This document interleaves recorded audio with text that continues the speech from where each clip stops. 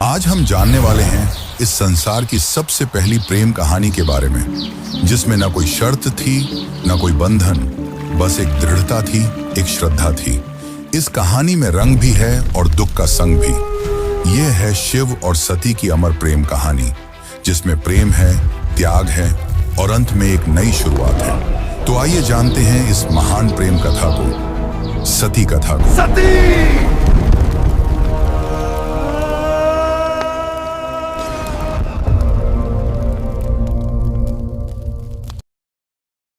सृष्टि के आरंभिक काल की बात है, जब ब्रह्मा ने अपने मानस पुत्रों को रचा। उन्हीं में से एक थे दक्ष प्रजापति, अत्यंत बुद्धिमान परंतु उतने ही अहंकारी। दक्ष को अपनी योग्यता, अपनी शक्ति और अपने सृष्टिकर्ता के कुल से उत्पन्न होने का बड़ा अभिमान था। उसने वर्षों की तपस्या की और देवताओं से वरदान पाए संतान की प्राप्ति के लिए। उसकी यह तपस्या रंग लाई और उसे एक अत्यंत दिव्य कन्या की प्राप्ति हुई, वही जिसे हम आज देवी सती के नाम से जानते हैं। सती का जन्म किसी साधारण कन्या की भांति नहीं हुआ था। उनका स्वरूप स्वयं शक्ति का अंश था। कहते हैं वह स्वयं आदि शक्ति का अवतार थी। दक्ष को अपनी पुत्री पर गर्व था, लेकिन साथ ही उसके मन में एक अभिलाषा थी कि वह अपनी इस कन्या का विवाह किसी महान देवता, किसी वैभवशाली राजकुमार या किसी प्रतिष्ठित गृहस्थ से करेगा। उसे यह कल्पना भी नहीं थी कि उसकी पुत्री का हृदय वहां बन चुका है, जहां वैभव का कोई मोल नहीं, जहां वैराग्य ही आभूषण है, भगवान शिव। देवी सती बचपन से ही विचित्र स्वभाव की थी। अन्य कन्याओं की तरह ना तो उन्हें श्रृंगार में रुचि थी, ना ही राजसी जीवन की भव्यता में। जब जब वह शिव की चर्चा सुनती, जब किसी आर्षि द्वारा शिव की महिमा का वर्णन होता, उनका हृदय गहरे भावों से भर उठता। शिव जो श्मशानवासी हैं, जो मृग चर्म धारण करते हैं, जो भस्म रमाते हैं और सर्पों को आभूषण की तरह पहनते हैं। आम कन्याओं के लिए यह भय का कारण होता, पर सती के लिए यही शिव उनके अंतर्मन में बस चुके थे। धीरे धीरे यह आकर्षण भक्ति में बदला और भक्ति प्रेम में। अब सती का एक ही लक्ष्य था, शिव को पति रूप में प्राप्त करना। पर यह मार्ग आसान नहीं था। जब दक्ष को सती की इच्छा का आभास हुआ तो वह क्रोधित हो उठा। उसकी आंखों में तो शिव एक जंगल में भटकने वाले योगी मात्र थे। उसने सती को समझाने का प्रयास किया कि वह किसी योग्य, राजसी और सम्माननीय वर को चुने, पर सती अब निर्णय कर चुकी थी। उन्हें किसी धन, वैभव या पद की आवश्यकता नहीं थी। उन्हें चाहिए था वह परम पुरुष जो संन्यास में भी पूर्ण है, जो मौन में भी संपूर्ण है। और इसी लक्ष्य के लिए सती ने आरंभ की कठोर तपस्या। पर्वतों की गुफाओं में प्रचंड वायु और वर्षा के बीच सती ने भोजन तक त्याग दिया। उन्होंने पृथ्वी पर बैठकर खुले आकाश में बिना निद्रा के केवल शिव के ध्यान में लीन रहकर दिन, सप्ताह और महीनों का तप किया। देवताओं तक को आश्चर्य हुआ कि एक कन्या इतनी कठोर तपस्या कैसे कर सकती है।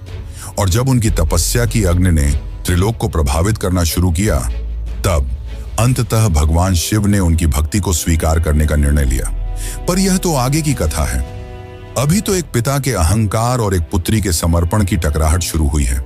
जहां एक ओर दक्ष चाहता है कि सती उसके राजनैतिक सपनों की सीढ़ी बने, वहीं दूसरी ओर सती हर सांस के साथ शिव का नाम जपती है। यही संघर्ष इस प्रेम कथा की पहली चिंगारी है, एक ऐसी चिंगारी जो आगे चलकर एक भीषण अग्निकांड बन जाएगी। सती अपनी तपस्या में लीन थी। उनका एकमात्र उद्देश्य था शिव की प्राप्ति। अनंतः उनकी भक्ति से प्रसन्न होकर शिव प्रकट हुए। शिव मुस्कुराए और एक क्षण में वह उस तपस्विनी के समक्ष प्रकट हो गए। जैसे ही सती ने अपनी आंखें खोली, उनके सम्मुख खड़े थे वही जिनके लिए उन्होंने सब कुछ त्याग दिया था। शिव ने उनके तप, प्रेम और अटल श्रद्धा को देखा और कहा, हे देवी, तुम्हारा प्रेम मुझे बाध्य करता है। आज मैं तुम्हें अर्धांगिनी के रूप में स्वीकार करता हूं। इस वचन के साथ पूरे ब्रह्मांड में आनंद की लहर दौड़ गई। देवताओं ने पुष्प वर्षा की और फिर आया वह शुभ दिन जिसका साक्षी स्वयं ब्रह्मा, विष्णु और सारे लोग हुए। शिव और सती का दिव्य विवाह। शिव बारात लेकर स्वयं कैलाश से निकले, पर यह कोई साधारण बारात नहीं थी। इसमें भूत, प्रेत, पिशाच, नाग, सिद्ध, योगी, अर्षि, देवता सब सम्मिलित थे। शिव की सवारी नंदी थी, शरीर पर भस्म, जटा से गंगा, गले में नाग। यह स्वरूप देख सभी स्त्रियां भयभीत हो उठी, पर सती के चेहरे पर गर्व था। उन्हें अपने शिव पर गर्व था। वैभव नहीं, सत्य का स्वरूप थे वह। विवाह का आयोजन राजसी नहीं था, पर दिव्यता से भरा हुआ था।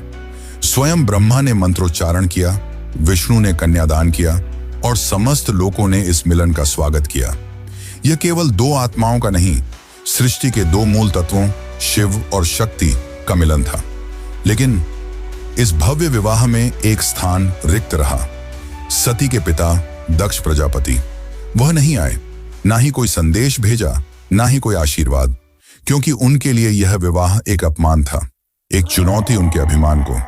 उनके अनुसार यह मिलन योग्य नहीं था। और यहीं से प्रारंभ हुआ उस अग्निकथा का बीज, जो आगे चलकर पूरे यज्ञ को जला देगा। समय धीरे धीरे बीतता है।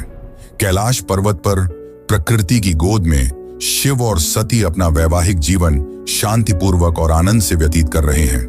कैलाश की गुफाएं, मंदाकिनी की कलकल धारा और बर्फीली हवाएं सब साक्षी थीं उस दिव्य प्रेम की, जो समय और शब्दों से परे था। लेकिन इसी बीच एक और स्थान पर कुछ और ही चल रहा था, राजा दक्ष के मन में। सती के शिव से विवाह को वह अभी तक स्वीकार नहीं कर पाया था। हर बार जब कोई शिव की महिमा का गुणगान करता, दक्ष की भौहें तन जाती। उसे लगता कि शिव ने उसकी पुत्री को अपनी योग्यता से नहीं, किसी छल से प्राप्त किया है। वह अपनी सत्ता, अपना रुतबा, अपनी श्रेष्ठता सिद्ध करना चाहता था, और उसी घमंड ने उसे एक विशाल यज्ञ के आयोजन की प्रेरणा दी। दक्ष ने यज्ञ का आयोजन बड़ी धूमधाम से किया। ऐसा यज्ञ जिसमें समस्त देवताओं, ऋषियों, सिद्धों और लोकपालों को निमंत्रण भेजा गया। ब्रह्मा से लेकर इंद्र तक हर कोई आमंत्रित था, परंतु एक नाम उसमें अनुपस्थित था, महादेव शिव का। यह कोई भूल नहीं थी, यह था दक्ष का जानबूझकर किया गया निर्णय। उसने शिव को निमंत्रण नहीं भेजा, क्योंकि उसका अहंकार उसे यह स्वीकार नहीं करने देता था कि उसकी पुत्री ने उस योगी से विवाह कर लिया, जो ना कोई राज्य रखता है, ना कोई वस्त्र, और जो श्मशान का वासी है। दक्ष को लगता था कि शिव को यज्ञ में आमंत्रित करना उसके सम्मान के विरुद्ध होगा। जब यज्ञ की तैयारियां चल रही थीं, उसी समय सती ने इस आयोजन की बात सुनी। किसी ने उनसे कहा, माता, आपके पिता दक्ष ने एक महान यज्ञ का आयोजन किया है, जिसमें सारे देव, ऋषि और ज्ञानी आमंत्रित हैं। वह तो आज पूरे ब्रह्मांड का ध्यान खींच रहा है। यह सुनकर सती का हृदय कांप उठा। उन्हें विश्वास नहीं हुआ कि उनके पिता इतना बड़ा आयोजन कर रहे हैं और उन्हें कोई सूचना नहीं मिली। कुछ समय तक वे चुप रहीं, शायद आशा में कि कोई दूत आएगा, कोई संदेश मिलेगा। लेकिन जब स्पष्ट हो गया कि शिव और उन्हें जानबूझकर न बुलाया गया है, तब उनके भीतर कुछ टूट सा गया। एक ओर पुत्री का धर्म उन्हें पिता के यज्ञ में खींच रहा था, तो दूसरी ओर पत्नी का धर्म उन्हें शिव की मर्यादा का ध्यान रखने को कह रहा था। अंततः सती ने शिव से निवेदन किया, स्वामी, मैं उस यज्ञ में जाना चाहती हूं। शायद यह कोई भूल हो और मेरा जाना उस विघटन को रोक सके। शिव ने सती की ओर गहरी दृष्टि से देखा। वह जानते थे कि यह आमंत्रण विहीन आयोजन एक साधारण यज्ञ नहीं है। उन्होंने शांत स्वर में सती से कहा, हे प्रिय, जहां सम्मान न हो वहां स्वाभिमान को ले जाना व्यर्थ है, और मैं नहीं चाहता कि तुम उस यज्ञ में जाओ जो केवल क्रोध और घमंड से जल रही है। परंतु सती व्याकुल थी। उनके भीतर एक द्वंद्व चल रहा था, पिता और पति के बीच।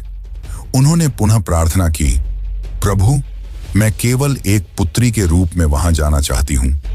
मैं पिता से बात करूंगी, शायद वह बदल जाए, शायद उनके मन का विष उतर जाए।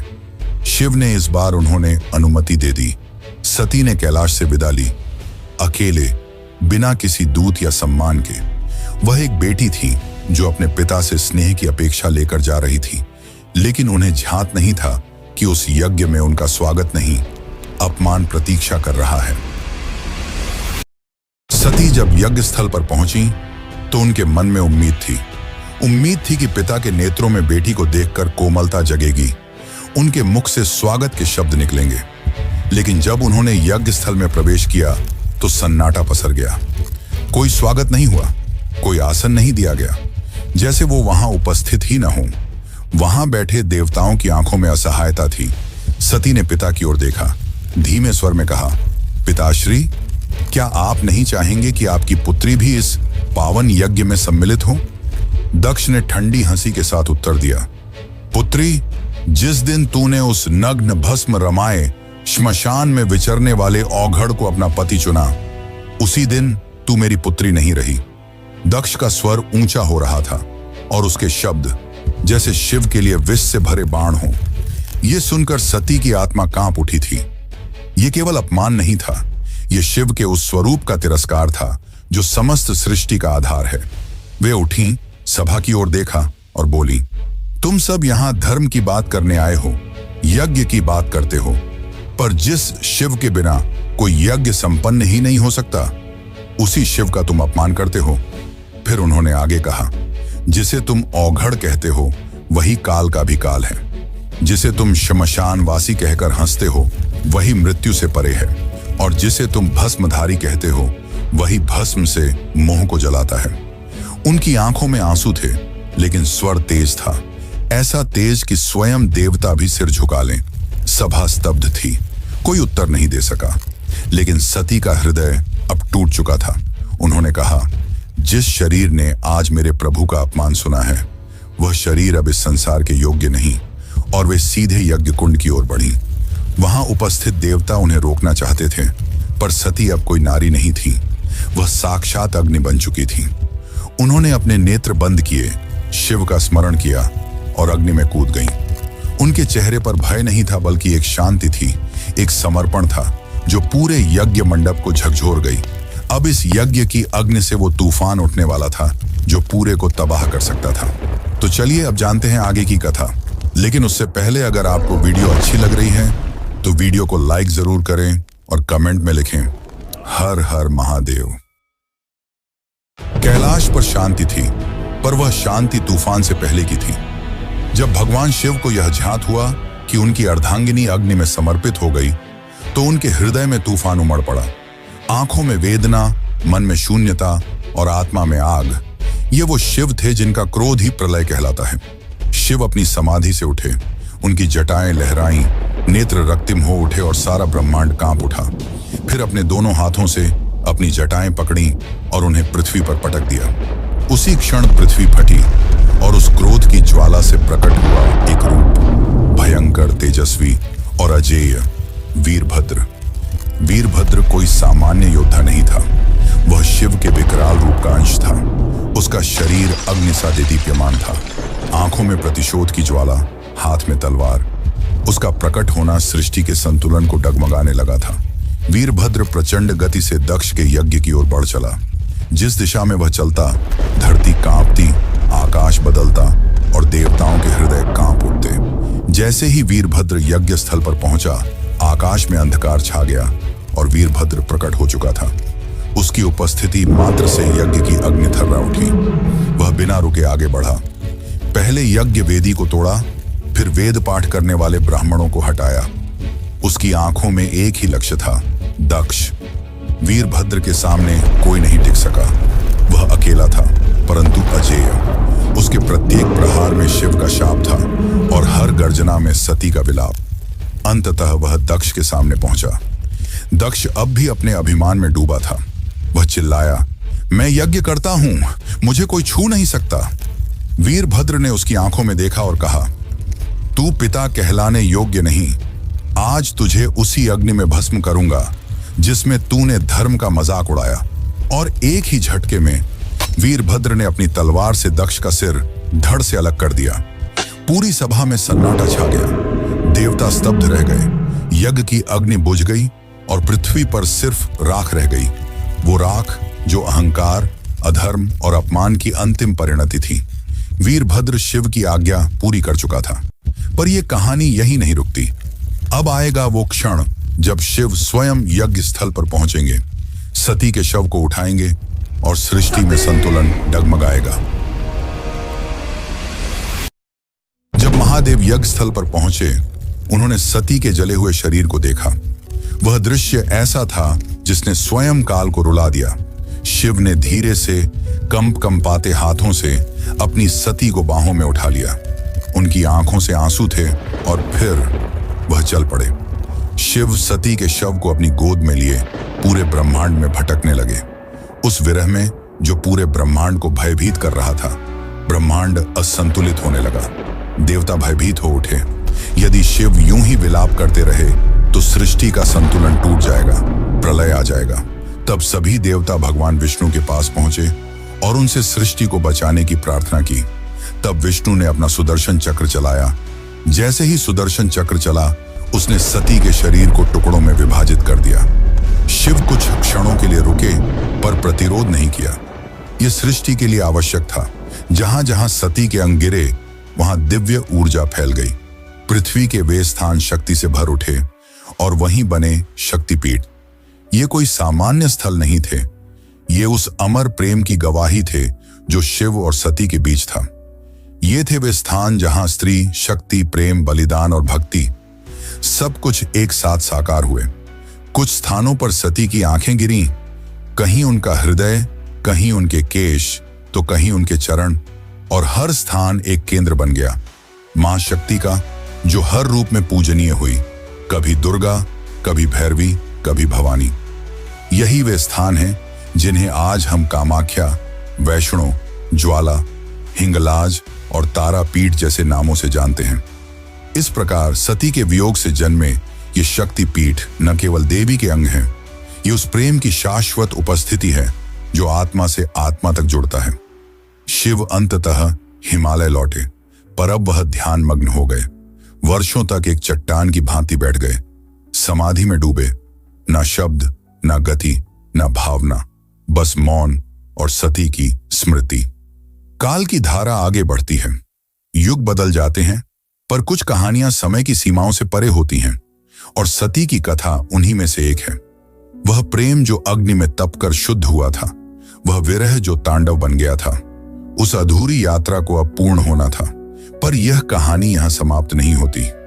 प्रेम का सफर यहीं पर रुकने वाला नहीं था। जहां अग्नि ने प्रेम का रंग दिखाया था, वहीं से एक नई दास्तान का पैगाम आने वाला था। सती के बलिदान से जो प्रेम जला था, वही आग पार्वती के रूप में फिर फलने वाला था। यह अंत नहीं, यह शुरुआत है। शुरुआत है एक अमर, अनसुनी और अनोखी प्रेम कहानी की। यह शुरुआत है शिव और पार्वती की। यह शुरुआत है एक नए युग की।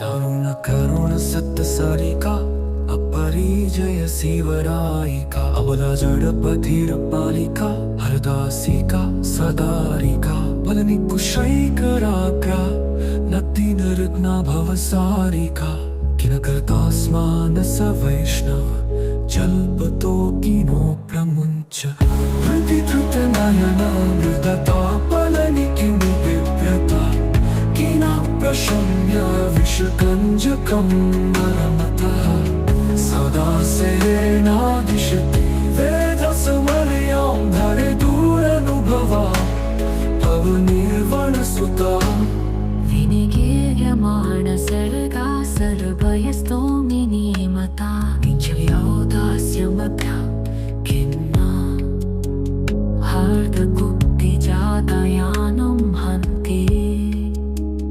त्रच्छ्रुतिबद्धप्रजल्पं क्रुद्धा धरे दुरनुभवा भवनिर्वणसुता हृदि धृतनयनमृदता बलनि किं बिभ्रतः किन प्रशम्य विषकञ्जकं नर्मतः सदा सेनादिशति वेदसमर्यां धरे दुरनुभवा